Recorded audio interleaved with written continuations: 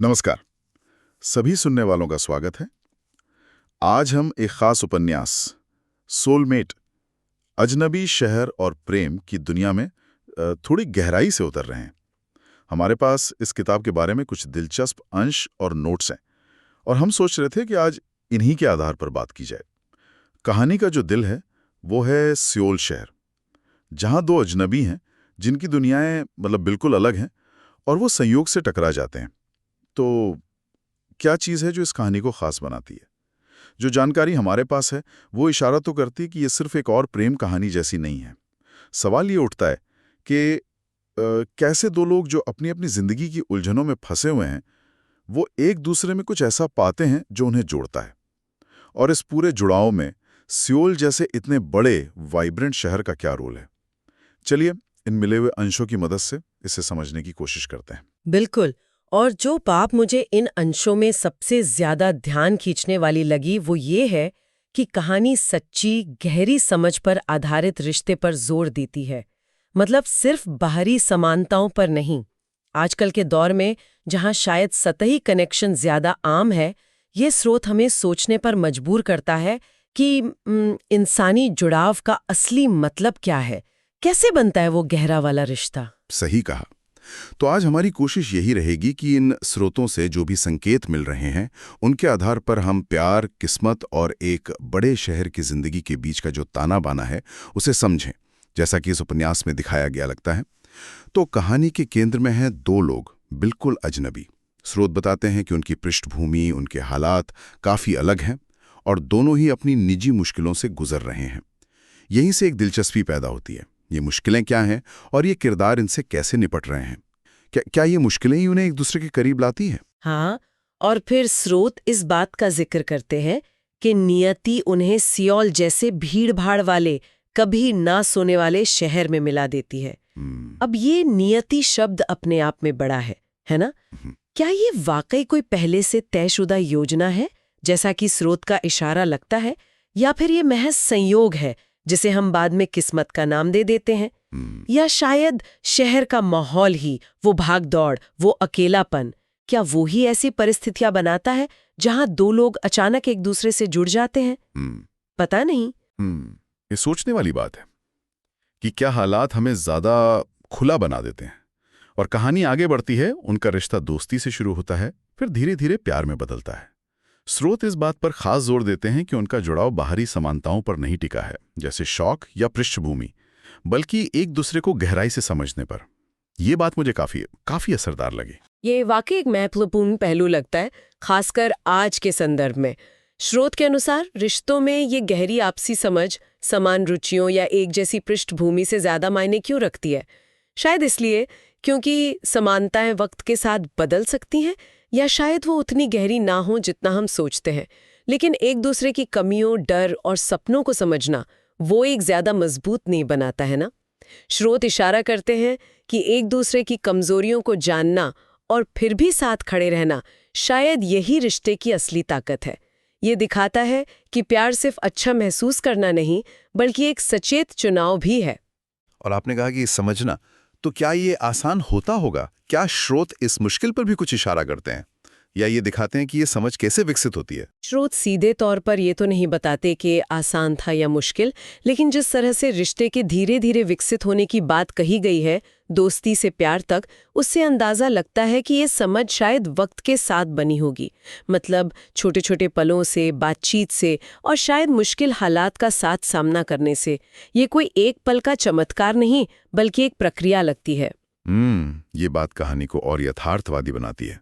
और इसी यथार्थवाद से जुड़ा है शहर का किरदार। सियोल सिर्फ घटनाओं का मंच नहीं है। स्रोत बताते हैं कि शहर खुद किरदारों की भावनाओं का आईना बन जाता है। शांत कैफे का जिक्र है, नियॉन रोशनी वाली सड़कों का जिक्र है।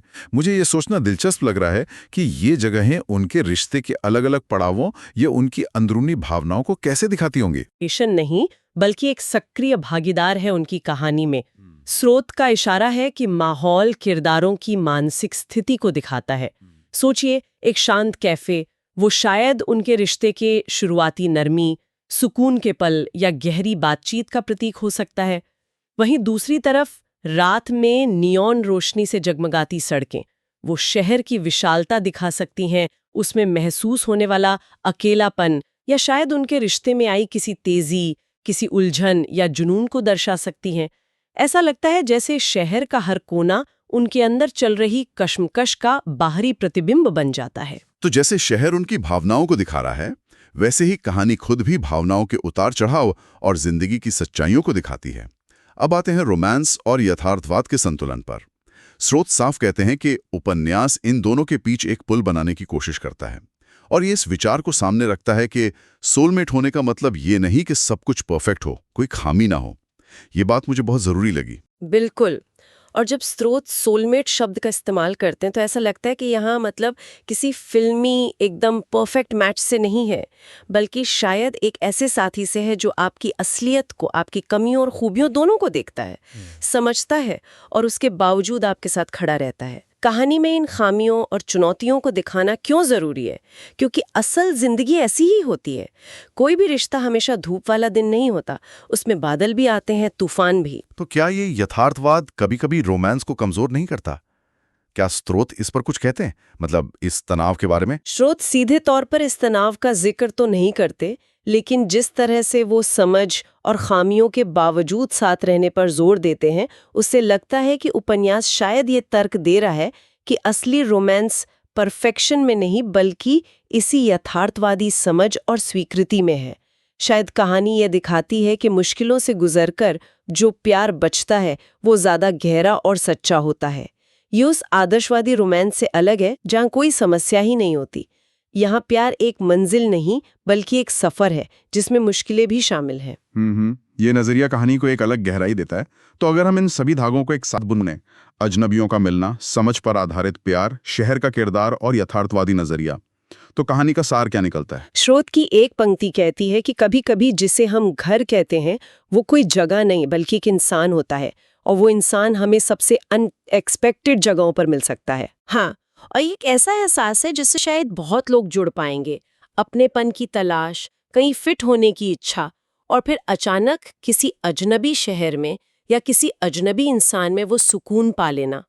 ये कहानी, जैसा कि स्रोत बताते हैं, इस विचार को बल देती है कि गहरे मानवीय जुड़ाव के लिए जरूरी नहीं कि हम एक ही माहौल या पृष्ठभूमि से हों।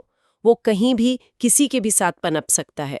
शायद जरूरत सिर्फ खुले दिल और नजरिए की होती है। तो आज हमने इन स्रोतों के आईने में सोलमेट उपन्यास को देखा।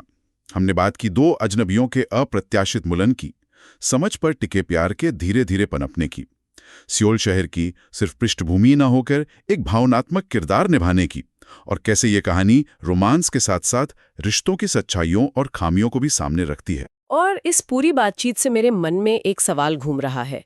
स्रोत बार बार नियति और घर जैसा महसूस होने का जिक्र करते हैं। सवाल ये है कि क्या ये गहरे, जिंदगी बदलने वाले कनेक्शंस वाकई सिर्फ किस्मत का खेल है, जैसा स्रोत शायद इशारा कर रहे हैं, या फिर एक बड़ा अजनबी शहर का माहौल जहां आप शायद ज्यादा अकेले हों, ज्यादा अनजान हों, क्या वो माहौल ही हमें अनजाने में ऐसे गहरे जुड़ाव के लिए ज्यादा खुला और ग्रहणशील बना देता है? क्या शहर की गुमनामी हमें खुद को ज्यादा ईमानदारी से पेश करने का मौका देती है? ये सोचने लायक बात है। वाकई एक दिलचस्प सवाल छोड़ा है आपने सोचने के लिए। उम्मीद है कि इस चर्चा से सोलमेट उपन्यास के बारे में कुछ नए पहलू सामने आए होंगे और आपको इन स्रोतों को समझने में मदद मिली होगी। आज के लिए बस इतना ही।